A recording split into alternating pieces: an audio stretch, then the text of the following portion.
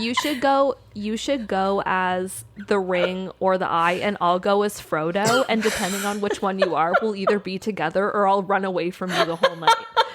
And then I can do the speech that Galadriel does of like, instead of a Dark Lord, you would have a queen. And I'm like, beautiful as the earth. I can like shake and vibrate when my eye comes out. Ooh.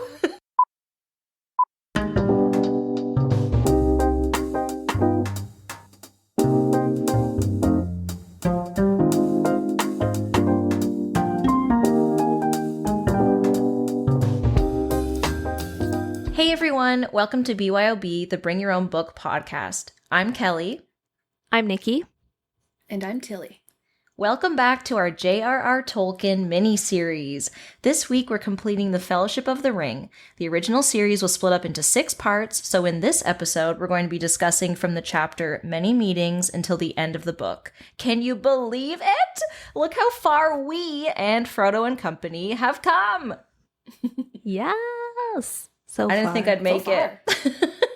You made it. I did. That's literally what I wrote on Goodreads. I was like, I did it. Review to come.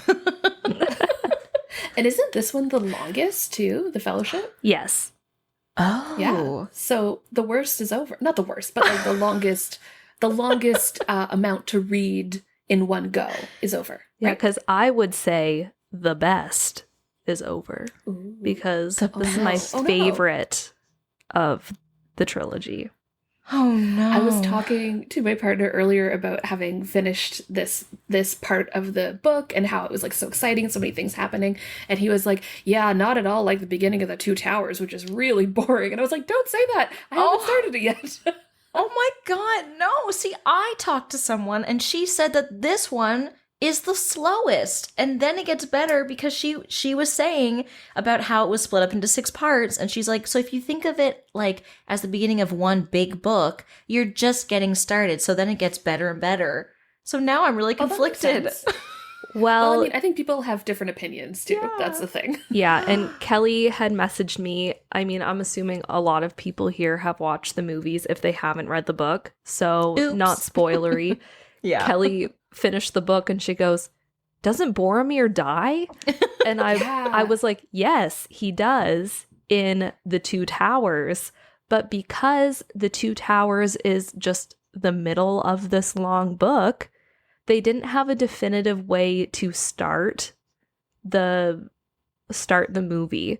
So he dies at the end of the first movie so that they have like a jumping off point for the second movie of the Two Towers to start. So she was like, oh, okay. And I wasn't even thinking about that really when I was reading. But yeah, the Two Towers for me is definitely like the slowest. Oh God. That's interesting because in my opinion, I think it's the best movie. I like the Two Towers movie the best with like Helm's Deep and and Isengard and all that drama and the Ents. I'm really into that. So I'm excited to read the book. I also picked up on that same thing, Kelly, that you were messaging Nikki about, which is that the Fellowship ends in a slightly different way than the movie does. Yeah. And I was thinking about that before we were recording and how I like that. Like I like the adaptation that Peter Jackson did and that decision to end it in such a strong, like dramatic death. We can't go back. Yeah, and it kind of really closes Boromir's arc in a way. But again, I was talking to my partner earlier and he was like, I don't like that because, you know, I think it would have been better to have that like conflict with Boromir and Frodo to kind of like hang over until he gets kind of redeemed at the beginning of the second movie. And I was like, oh, interesting. So once again, people have different opinions. That's true. My husband, he was like, oh, yeah, he was like, maybe they just killed off Boromir because it was Sean Bean, so he had to die. Yeah, it's kind of his MO in movies and stuff. He just dies all the time. That poor guy never stays to the end of something. 5 wives. Did you know that? 5 wives? Are they all producers? Are they all just killing him off and things, being like, how dare he? Every time he gets divorced. Oh no, they kill him off. No, Sean! I don't think that's corroborated. But yeah, I think he has had like 5 wives. Very interesting. Anyway. Oh my I'd marry him. I'd be the 6th. Why not? You've heard it here first, Sean. Okay, can we get this out to Sean? Although I would just be calling him Scene Bean all the time, so I really don't think he'd want that. But then would you go scene after your like arguments or more lovely times? Ooh.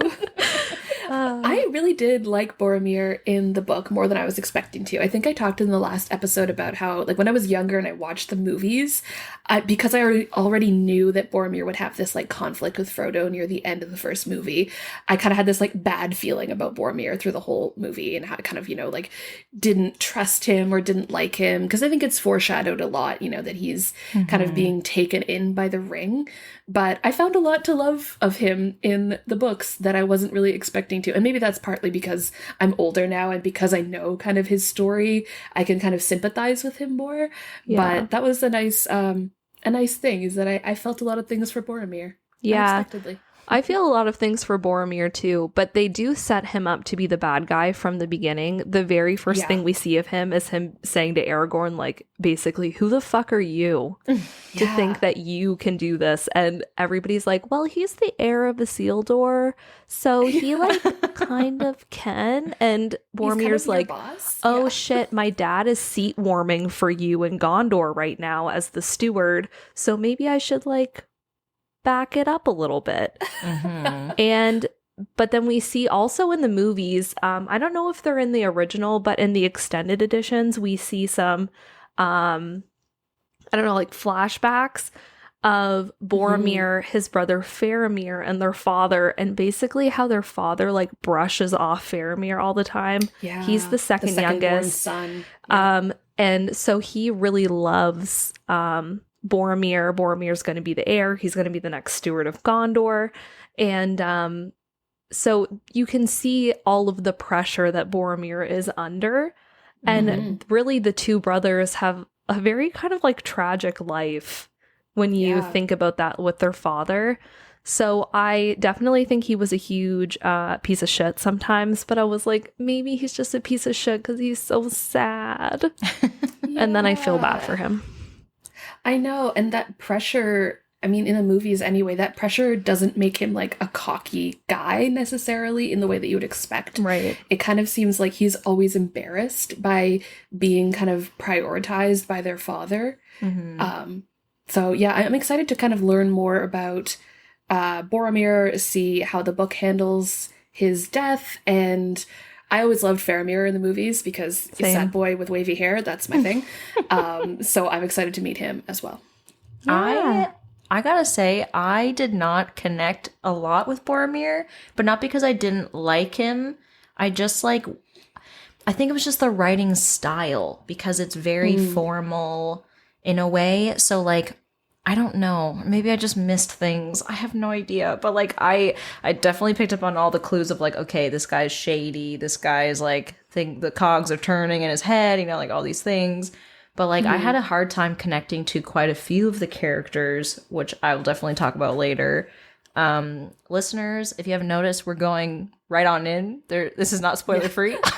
So if you haven't seen the movie, oops. I need to rewatch the movie because constantly throughout this reading, I was like, did this happen? Did that happen? Did they go there? Yeah. Like, I was so lost. Not lost, but like, I was trying to put two and two together of like the movie versus the book, and I have not seen it in a long time. So yeah. Oh, really? Yeah, I need to refresh. I just watched it partway through my read of the book, actually. Oh my gosh! I just moved to a new apartment, and kind of the first movie we wanted to watch to like christen the apartment was The Fellowship of the Ring, and I kind of was conflicted on it because I'm like, I don't know, I'm reading the book, like, will that affect my reading of it? But it actually was kind of a good idea because it really brought it all really freshly to my mind, and then I was really enjoying kind of comparing the two in my head. Not comparing, but like just kind of seeing what was there and what wasn't there. Yeah. And I had all the visuals really strong in my head. And I think it also was interesting then to see how many of the lines were directly lifted from the book. Yeah. So many and of the, which like, were really missing. Lines. Which were missing. But I did notice nearly all of Galadriel's lines in the book were like verbatim in the movie. Because obviously she's badass and she always had good things to say. You know whose line wasn't verbatim in the movie? Gandalf. You cannot pass. Yes, I was going to say. That's also all of Arwen's dialogue, but Well, because she just like was not there. Yeah, they're just like, where's oh yeah, Tyler? that pretty lady over there. Yeah.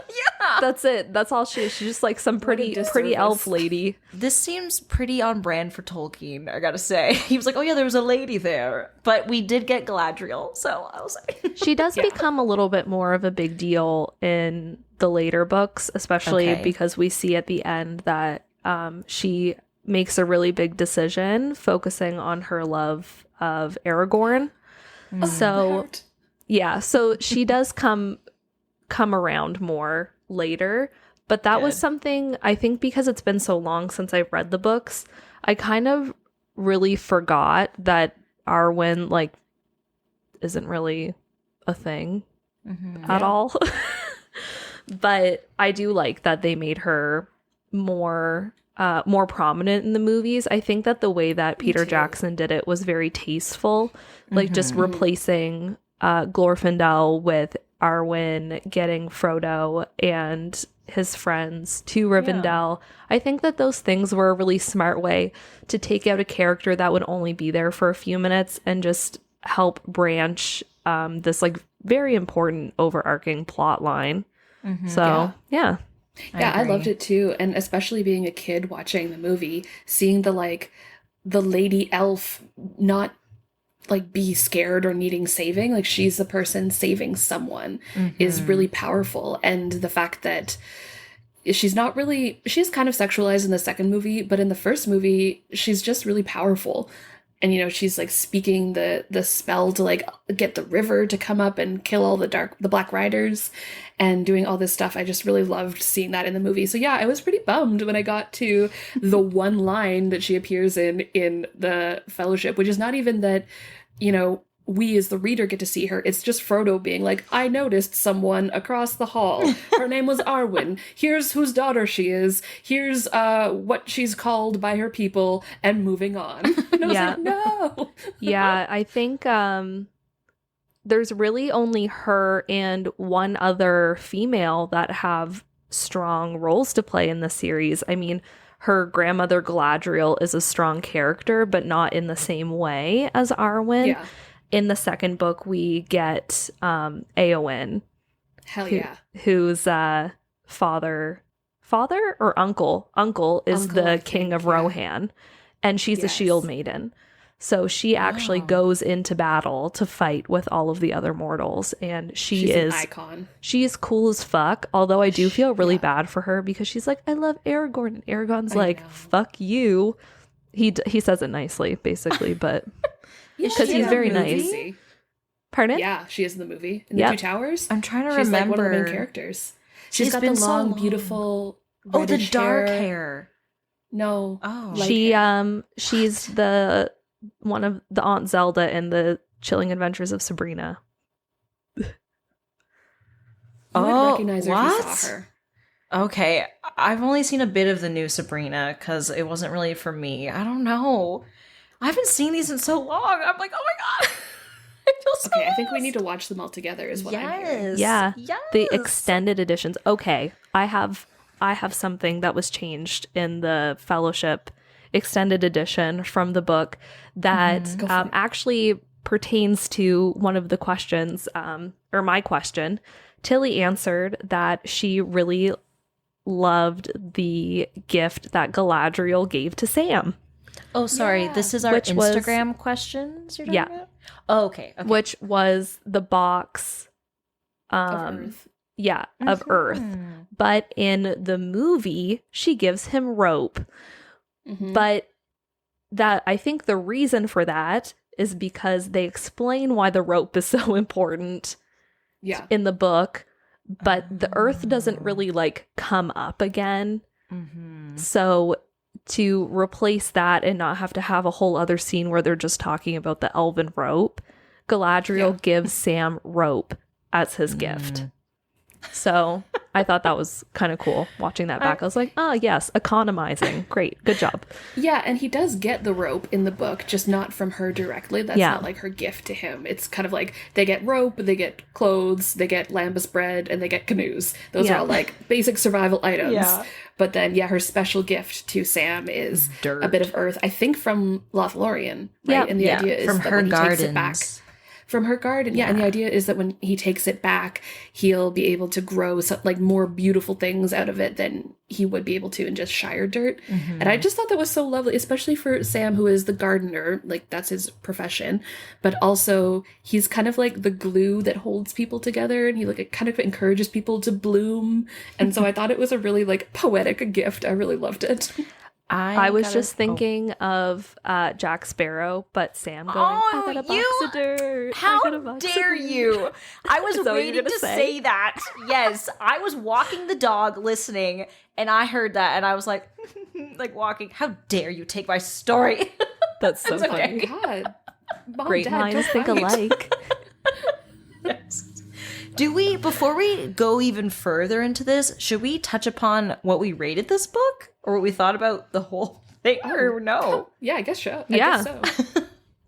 I guess show. You know, show. Yes.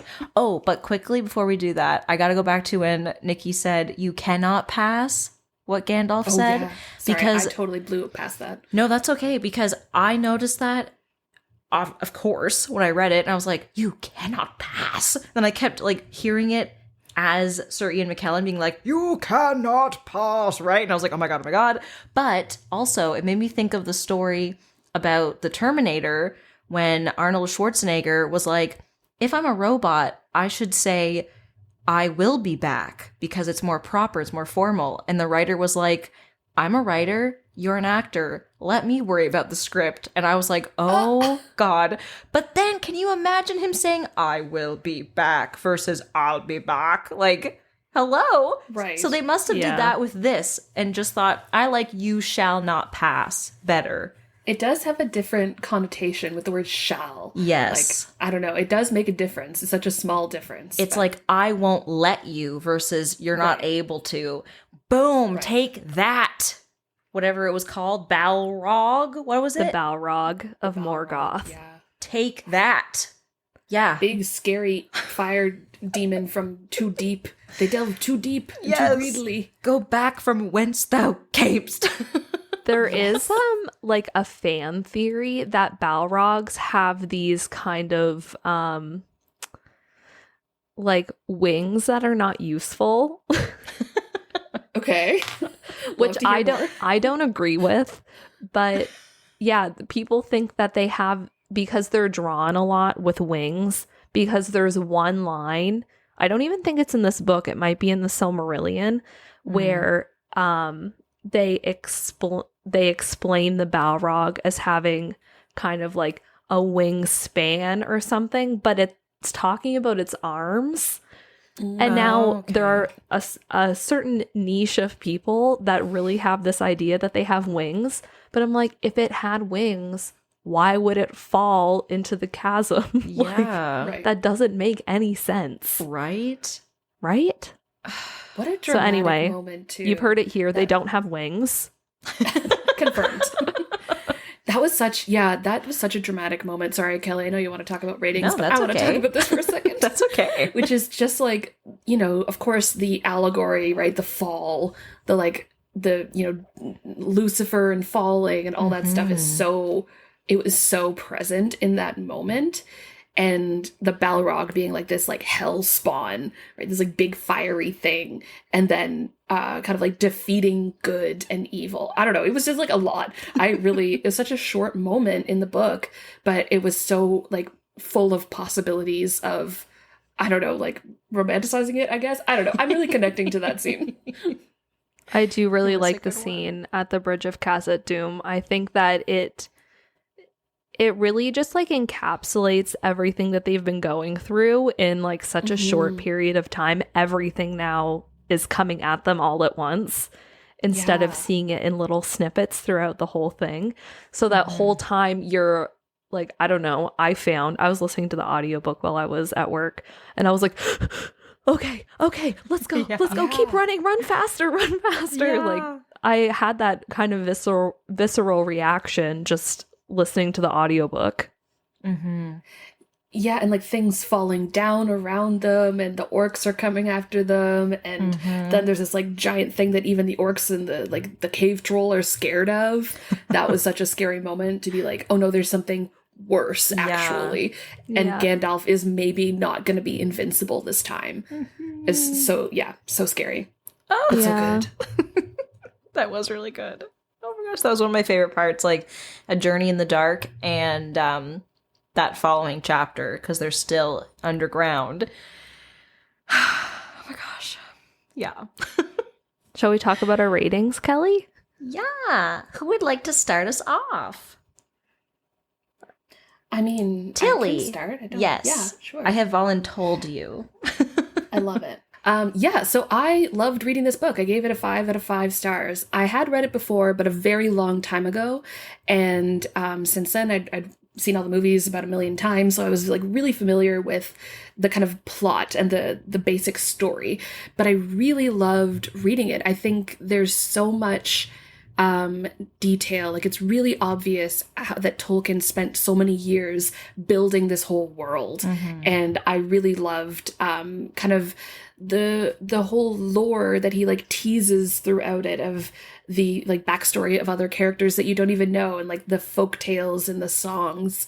And yeah, I think it's kind of just, there's so much detail that even though there are things that like maybe I would have done differently if I was writing this book, I still felt like it was a 5-star read for me, because there was just, it was such a masterpiece, I thought. And I loved all of the language that he used. I think we talked in the last episode, Nikki, you talked, I think, about how he like specifically only used language from like earlier than a specific time. Yeah, the 15th century or something. 15th century, yeah. And I think that was so effective, because it really made the whole thing feel older than it is. Do you know what I mean? Like, this was written or published in the 30s, I think.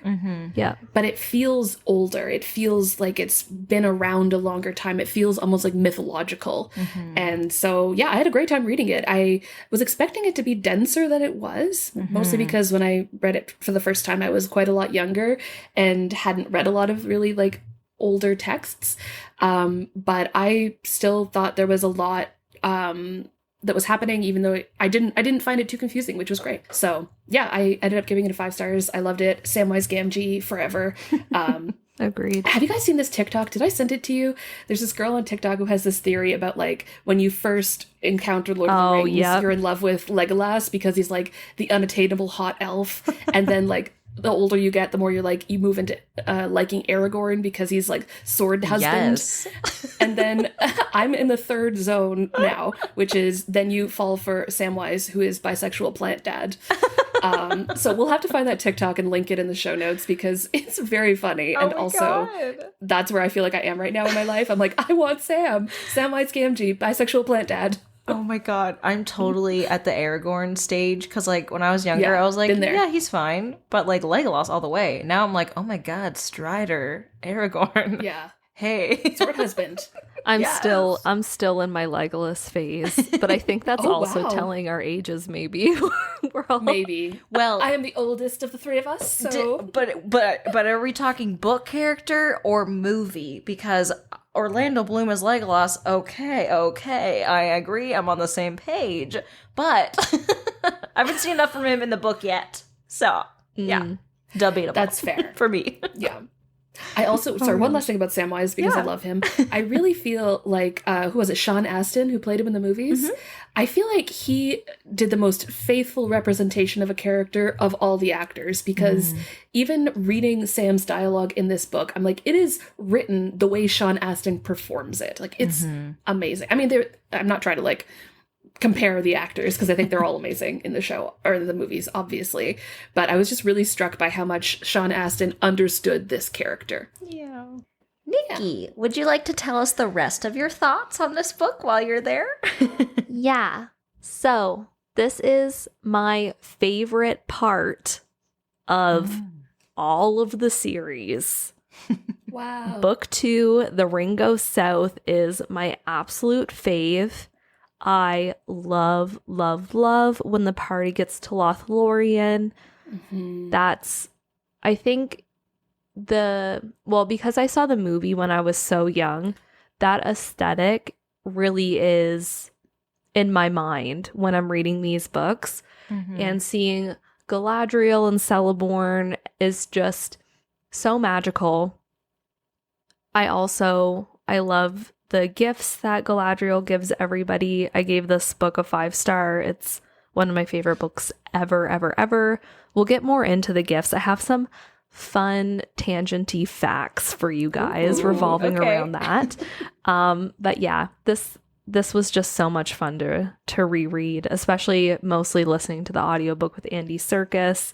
He does everybody's voices so well. So it's basically like you're just listening to the movie with some added bonus content. Yeah, I agree. I really like his narration. It's like game changer for me. Yeah. Oh my gosh. Okay, my thoughts. I'm stuck because I think I kind of like shot myself in the foot in a way, because it took me, I guess it didn't take me. I spread out my reading of this book so wide. It took me well over a month, which it definitely didn't need to, but I was like, let's pace ourselves, Kelly. So I think because I took so long, I found it hard to just jump right back in every time I picked it up. So I think when I start The Two Towers, I'm going to try to read it in a more condensed timeline, because I kept forgetting things. I was getting lost when they were talking about histories and lore and all this. Like, it was all Greek to me. It was all Middle Earth to me. It was all Elven to me. Like, I was very lost at times when they were talking about that stuff. So I'm stuck between like a 3.5 and a 4, because there were sections I really liked. Like, I loved A Journey in the Dark. I loved The Bridge of Khazad-dûm. Yep. I liked sections, but then there were times where I would be listening on 1-time speed, because I took the dog for walks. So I'm like, okay, let's listen at 1 time so I can actually like hear if I'm not reading with it. And I'd be walking and I'm like, has anything happened in this chapter? This is going to be a hot take. I'm so sorry. I don't mean it in a mean way. I was like, have I missed anything? And then I would go home and skim and I'd be like, nope, it was just a lot of description. You know? Yeah. So I feel like had I read this in a shorter time frame for myself, maybe I wouldn't feel as like discombobulated, I guess, is what I'm going for, because like I didn't hate it at all. I definitely didn't. I really enjoyed it, but I don't think I like loved it like leaping for joy. You know what I mean? Right. So I'm just kind of like, I don't know. And I do love the world building. You can tell he knows his stuff and he is ready for any question. He's like, okay, great. You want to know all about his garden? Let me tell you. You want to know about this? I've got it all ready. But I just was so confused with some of it because he has the info, but I don't feel like I have it yet. So I'm like, oh no. That's where I'm at. That definitely makes sense to me because it does fit into that kind of genre of fantasy where you kind of have to learn as you go. Like, he doesn't explain it all to you right away, which is kind of off-putting sometimes. I think I really respond well to those kind of fantasy novels because I'm such a like nerd when it comes to research and like wanting to know all of these extra things and like read all the extra things and all that sort of stuff. So I can understand that would, just be like, I don't know, but I'm a big nerd, so I like that stuff. I'm trying to think of the one specific part. It was like, it was the part, it was at the very beginning of this section, okay? So, many meetings, or no, it was a council of Elrond. Oh my God.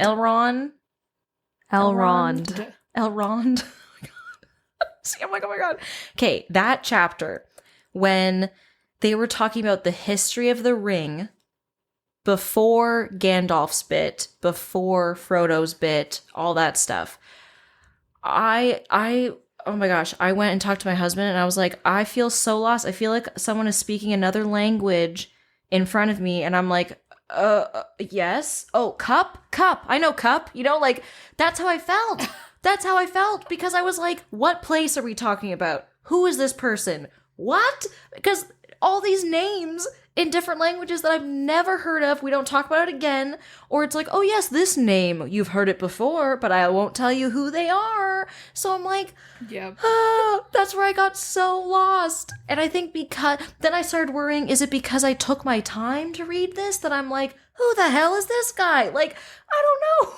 So no, I think sometimes you just have to like be like, let it wash over me. Like, I'll figure it out later or I won't. And he'll let me know if it's important. Because the bulk of this I did not find confusing, which I was like, when you said Tilly, I didn't think it was that dense after all, which I was like, wow, I'm doing it. I did it. Thank you. Yeah. But that one part, I was like, what? Like, do you speak English? Like, I felt being like, no hablo español, or like, you know, like no hablo Elven. Like, I could not.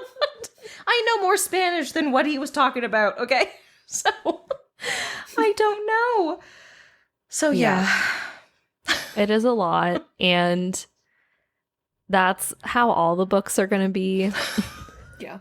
But just like Tilly said, if there's something that's really important, it will get explained.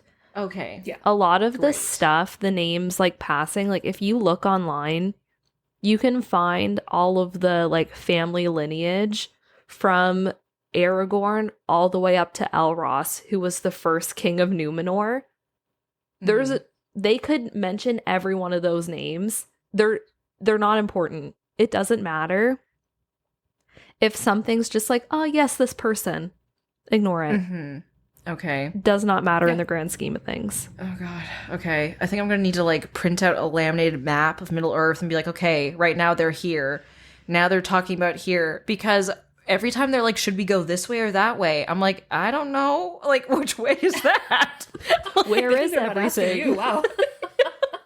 That's why I answered your question about gifts. I said I would like wisdom and clairvoyance.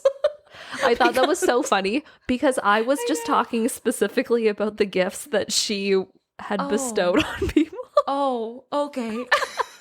Never mind. That's okay. I thought you had a really good answer. I thought it was a great answer. Okay. Yeah. I was telling my partner about your question, Nikki, about like which of what would you like as a gift from Galadriel? And he said the whip of Balrog. And I was like, whoa, like, I had interpreted it as like, which of the gifts that she gave out would you like?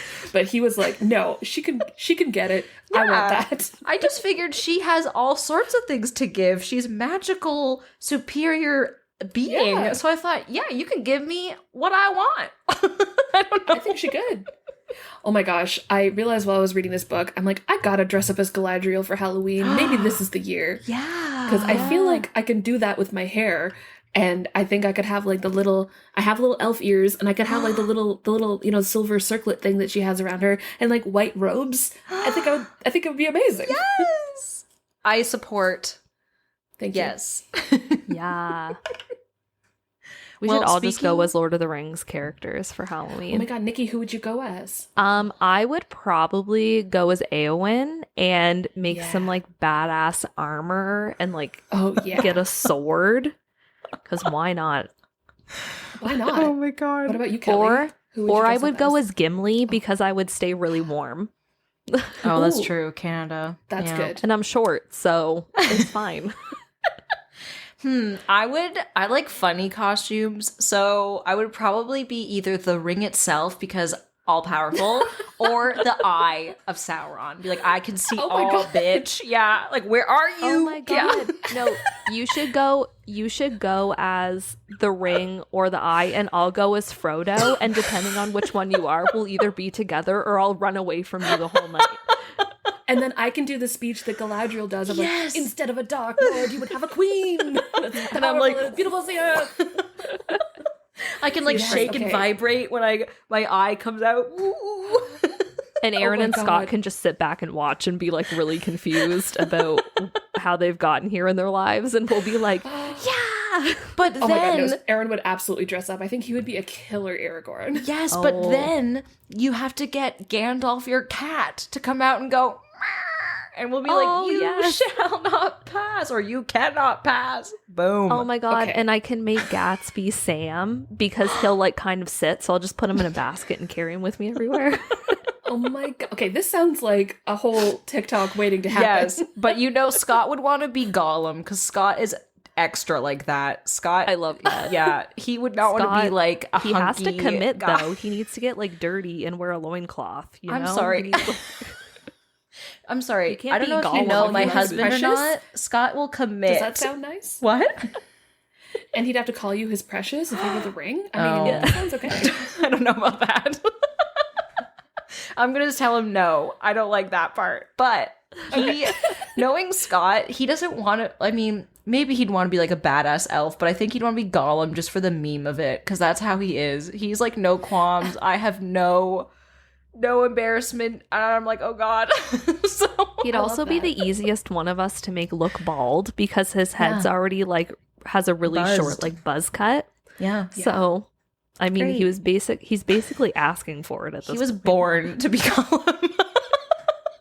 Oh my god, he'd love that. I'm sure. Tell that to him tonight. I love you. Yeah. Anyways, let's go back to the book. Oh yeah, right, the book. Not our fantasy versions of who we would play in cosplay form. Right. Nikki, since we were Yeah. talking about the gifts moments ago, why don't you tell us Yeah. about those gifts? Because now I'm very curious about what are these tangential? Oh, that's a good word, isn't it? That's a word. Tangential. Yeah. Tangential, whatever. I want to know about the facts, okay? Give me the facts. Yeah, tell us the facts. So when I answered Kelly's answer of my Instagram question, I said that I would like to get Galadriel's hair. So in the movie, you see she gives Gimli 3 strands of her hair, and then when they're leaving in the boats, Gimli kind of makes a comment about it, and you see Legolas do this little smile. And I think a lot of people are probably like, that's really fucking weird that he just wanted her hair. But it's a big deal because in the First Age, there was an elf named Fëanor who was one of the greatest of the Eldar, and he wanted Galadriel's hair to make the Silmarils, which are the 3 jewels. And she said no. Whoa. She was like, no fucking way. You're not getting my hair. So the Silmarils, or the jewels of Fëanor, were gems that were crafted from the essence of the 2 trees of Valinor. So they're very important jewels, and that's what the Silmarillion is named after as well. Is this like And- Rumpelstiltskin, where she like weaves her hair into gold or whatever? Kind of. It sounds like. Yeah. I've Her got your hair's pretty number, important. Tolkien. And I thought Yeah. that was such a sweet moment in the books and in the movie because Yeah. and that makes it even more sweet knowing that it was actually really valuable. But Gimli didn't care or know about that. He just wanted it because he like really kind of grew to like love and respect her, even though the relationship between dwarves and elves historically was like Yeah. really bad. Yeah. And so when he first entered Lothlorien, none of them thought that they could even trust him. And then as soon as he met Galadriel, he was like, oh, maybe my ideas about elves are actually bad because here's this beautiful, powerful woman who I kind of am obsessed with. Oh my Yeah. God, And I want them the to get jewels- together. The jewels ended up being so powerful that there was actually the War of the Jewels, and that's what ended the First Age on Middle Earth. Oh my God. Whoa. So they're very, very powerful, and just think of how much more powerful they would have been if Galadriel would have said, yes, Fëanor, you can take some of my hair. I think he was her uncle. Oh my Whoa. God. But yeah, and another fun fact that's kind of adjacent or like Galadriel focused, a lot of people, I think, are confused about what her relationship is to Elrond. There are a lot of people who think that her and Elrond are married, even though in the book it clearly What? states that she's married to Celeborn. Yeah. Celeborn. Yeah. But her grandfather and Elrond's great-great-grandfather were brothers. But also, her and Celeborn's daughter, Celebrian, is Elrond's wife and Arwen's mother. So Galadriel is Arwen's grandmother. Right. And Oh my God. the reason you don't hear about Elrond's wife, Celebrian, is because she was tortured by goblins and she's now in Valinor. So she's in the Undying Lands because she was like fucked with. Oh my God. There was one line that mentioned that in this book, and I highlighted it because I was like, where's that story? Someone tell me that story. It's in the same spot where they're talking about where Frodo's talking about seeing Arwen, and then there's a little throwaway about like Arwen's brothers, so-and-so and Elrohir are like far afield looking around, ranging with the Rangers because they never forgot their mother's torture at the hands of the orcs. Wow. And then it's like, period, moving on. And I was like, what happened? Wow. The princess and the goblin. Truly. He's just taken from all the fairy tales. I love it. Not really, but he's not really taking. I feel I need to read the Silmarillion because if there's one thing I know about myself, it's that I'm like, I don't like feeling like there's all these extra answers that I don't know. So I want to know. I want to have all the information. Yeah. And oh my God. So my last kind of fact about the gifts. So we have Galadriel give Frodo Arundel's star. So Arundel was a half-elven, half-mortal mariner in the First Age, and he voyaged to Valinor and was entreated before the Valar on behalf of the children of Iluvatar. So Iluvatar is like God created everything. So on behalf of the gods, he traveled to Valinor to talk with the Valar, and he carried the star across the sky. So Galadriel had the essence of the star in her mirror pool, and she bottled it for Frodo. Wow. And Arundel is really important too because his son Elros is the first king of Numenor. So okay. Aragorn is descendant from Arundel, essentially. Does that make sense? So he's descended from the gods? He's like Jesus? Well, Arundel Like, isn't a what god. is that? He's a half-elf. So that's why the Númenóreans or the Dúnedain, who are the descendants of Númenor, can live so much longer than regular mortals because they have elvish blood in them. Okay. Yes. I remember that part. Okay. Oh my God. But don't worry, Kelly. That's just fun extra stuff. No, I know. Yeah. I mean, I'm just like, oh my God. I could see your face as Nikki was explaining all these names, and you were like, "Okay, yeah." The places. Okay. That's the thing. You're like Númenor, Tiras. What the place Boromir? What Minas Tirith or Minas Tirith? Yes, there. Yeah. There's like so many spots where I'm like, oh my God, that's why I need the map open when I read the next one, so I can be like, okay, that's where they're talking about. Okay, because I didn't even know what Middle Earth was in until you told us last episode. I was like, Middle Earth of what? And then you're like, of this place. And I'm like, when did we hear that? Yeah. We didn't hear that. Okay. So you're not missing stuff. I think Nikki just has all this extra knowledge because of the other books. Yeah. Okay, like the Silmarillion and like the Two Towers and the Return of the King. Yeah, because I always thought Middle Earth was the entire world, even though it's like called Middle Earth, but I just thought, whatever. It's like a different dimension of our world, right? But not. And then you were like, no, it's a continent. I'm like, what? There's more places? Oh my God. Wow. Listeners, some of them are going to be like, what a poser. Kelly doesn't read at all. No, I guarantee you more people are going to be like, wow, this Nikki needs to shut up. She's such a know-it-all. No. Oh my God. I don't think anyone's going to think either of those things. I think they're just going to have fun listening to all of us. And we all bring different levels of experience, which is good. Yes. Yeah. I agree. I want to talk about Gimli quickly because you brought him up with the hair. Yeah. I really like Gimli. I've liked him ever since I saw the movie. I really like him. I think he's fun. Yeah. But I was kind of, we'll see as the books progress, but I was like, there's not a lot of animosity between him and Legolas. Like I was expecting more because of like their fun kind of competitiveness in the movies. But I haven't really seen it yet in the book. So I just thought that was very curious, or not curious, but like interesting that Yeah, he just seems more grounded in the book.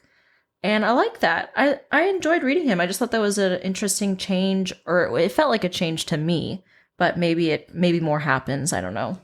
I was just going to say, I feel like there were a bunch of characters who I think we might learn more about because they weren't really the focus of this first book.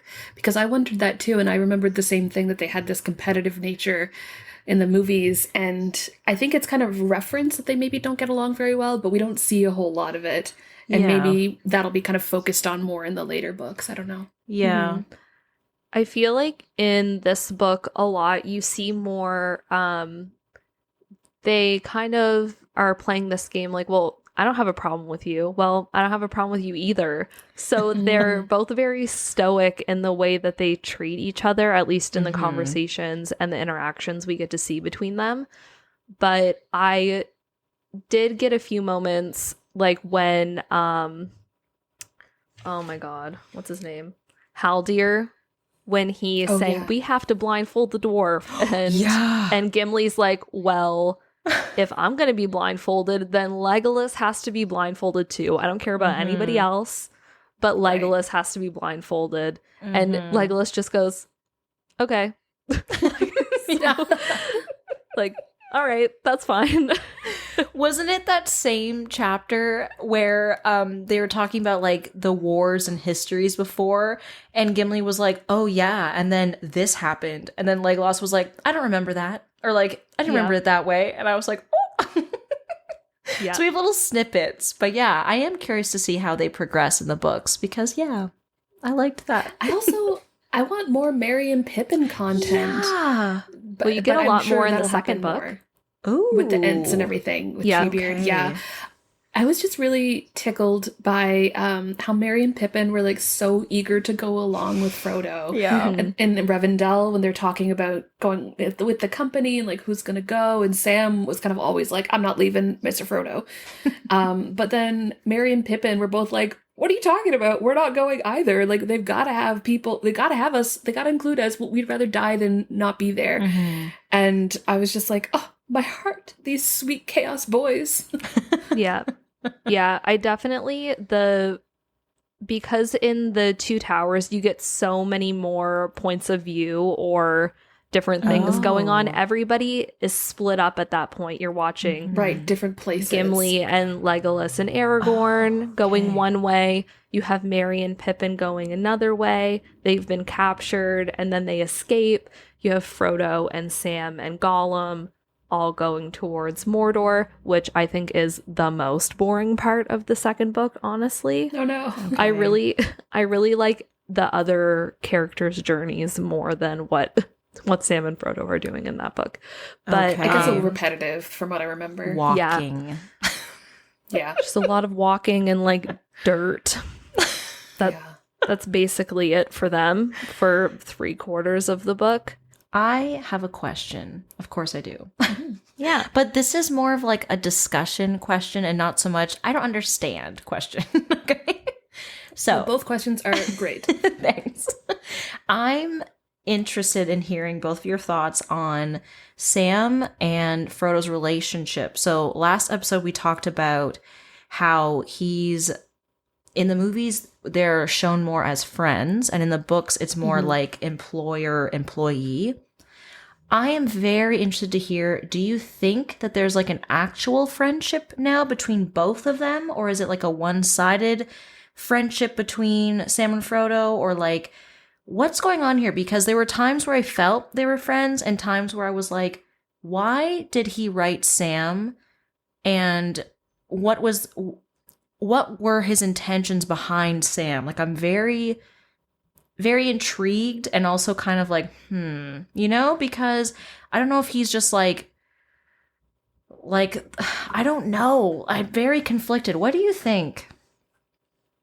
Well, maybe I'll jump in since I think Nikki has extra outside knowledge of the rest of the series. I do think that they're friends at this point. I think it started out with Sam being Frodo's gardener. Maybe he didn't pay much attention to him. Frodo, I mean. Maybe Frodo didn't pay much attention to Sam. But I think there's been a lot of times through at least this first book where Sam has been kind of brave and has like kind of distinguished himself in a way that I think would make everyone take notice. Kind of like in The Hobbit when everyone kind of underestimated Bilbo until he did a few things that like made them see him as an equal. And that's kind of how I feel it's going with Frodo. Like I think Frodo was always a nice hobbit, like a nice person. And so I don't think he would have like not liked Sam or anything, but I don't know. I just get this, and this is maybe not like supported by the text. I think I'm just kind of going on my own feelings here, which is I feel that there is a friendship now, or at least a mutual respect where there maybe wasn't before. Okay. Yeah. I think in this book you see a respect. You see that Frodo needs Sam in more than just a companion way. But I don't think you really see the friendship blossom between them until they start on their journey alone. Okay. Right. They face trials together after leaving the rest of the group where they don't have anybody else to lean on. They don't have anybody who has skill in fighting or knows the terrain of where they're going to get to Mordor or anything like that. And they're also being led by Gollum. So that's another added layer. So you see them really start to like persevere and rely on each other in ways that they haven't had to yet through the journey. And I think that's when like the true friendship starts between them. Okay. That makes sense. Yeah. That's all personal opinion too. That's not like backed up. No, I think both of what you said, or what you both said, makes sense because there were times where I just felt like sad almost for him because I don't want to go through the rest of this series feeling like Sam is just tagging along and they're like taking him for granted or he's not equal with them. You know what I mean? Like, I don't know. So that's why I was curious of your thoughts on that because And speaking of Gollum, because I want to bring him up too, I freaking loved all the stuff of like they were twinkling eyes in the dark or there was a shining silver light or whatever. So mysterious. Oh my god. And they're like, we've got an extra baggage on board. Like all this. Oh my god. It was so creepy and so good. But we never see him fully. It's like the mystery is there until I assume in the second book, because they come across him then. Yeah, it was so well done because it really kind of like ratchets up the anticipation of the reader. Because it's like, we know who this is. We read about him in The Hobbit. And he's dangerous. We know he's following. Yeah. Oh my god. Yeah. And I think in the movie, in the extended edition, you do see Gollum. Yeah. Creeping in the corner. Oh, just his gross. face. But in the director's cut for theaters, you don't see Gollum at all. And I kind of think in the movie that they don't really talk about him either following them. No. Maybe in the extended edition that's added. But I feel like it's been a really long time since I've watched the director's cut, but I don't really remember them alluding to Gollum in that way that they do in the book. I don't know. Oh my god, he's so creepy, but I love it. I was like, oh no, he's on the boat! He's on the boat! Don't rock the boat! Maybe do rock the boat, I don't know. Well, I'd like to talk about what I'm excited to see in the next book, which we didn't get a lot to see. I just can't wait to find out more about Aragorn and Arwen's love story, because it was such a kind of magical moment in the movies, and I just feel like we're going to get more of it later on, and I can't wait because I live for that shit.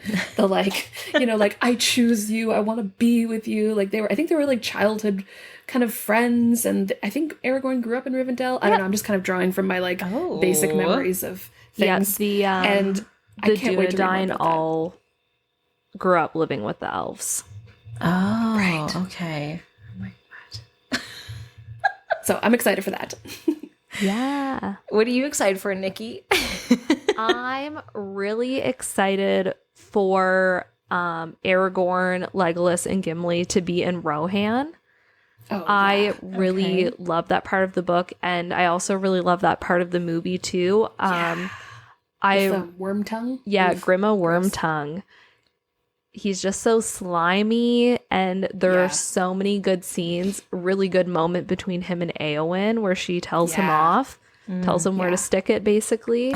And I love those moments. So that's what I'm really looking forward to. Great. What about you, Kelly? Oh, gosh. I don't even know what I'm looking forward to because, I mean, okay, that sounds really ominous. I just meant I don't know what's going to happen at all because I don't really remember the movie. What are you hoping for? I am very interested in, even though I'm going to be sad, I do want to see how Boromir dies and what happens with that because I don't really remember it. I know it happened in the first movie, but I don't remember how it plays out or how it's going to work in the book. And there was a lot of really good quotes throughout the book about like evil only being present when a man is present, like in the area, or like man brings evil in or the darkness in, whatever. And they were talking about Boromir, you know, pretty like heavy-handed hint there. So I'm very curious about like the good versus evil, light versus dark with him and how he ends kind of thing. And I'm also curious, I guess, just like, how is this going to work with all the different perspectives and what is literally going to transpire? Because I don't remember much. I remember the trees. That's about it. So I have a lot to look forward to, I think. Hopefully. Yeah, that's a great spot to be in because, everything will be like a fun surprise for you. I really hope so. Well, that's about all I have the cognitive ability for today because I got to gear up for this next book. But thank you so much for listening to this episode of the BYOB podcast. If you enjoyed this and want to hear more from us, you can head over to our social media accounts linked in the show notes to keep up to date on all things BYOB. We'll be continuing on with our mini-series next week, and we'll be releasing an episode every week until September 8th.